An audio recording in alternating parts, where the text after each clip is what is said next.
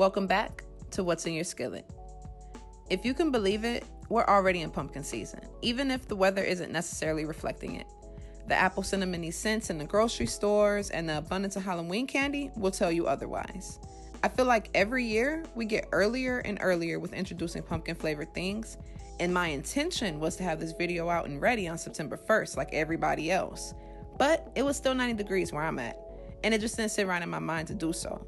So here we are a few weeks later, and it's still 90 degrees out, but I can't keep sitting on this deliciously in-calendar season treat. My mama and I were talking about, where does the time go? Like little old ladies, the age-old, lifelong adulthood question. I have a few theories. First, it's not us moving time per se. It's the wonderful stores that sell holidays-based product 2 and 3 months in advance. Whether it's pulling swimsuits off the racks after the first week of July to bring back-to-school clothes and supplies, Halloween and fall decor, or immediately falling into Valentine's Day right after the New Year, knowing good and dang well people out here trying to do the New Year, New Me challenge. My second theory would probably only be relevant to parents. Once you have kids, everything speeds up, especially if they're in school. Mid-August to December is a semester. January to May is another semester. That's already half the year. Now fill in the blanks with birthdays, extracurricular activities, family vacations, doctor's appointments, and all the things that involve having to plan and think ahead in regards to scheduling and how that can actually speed time up.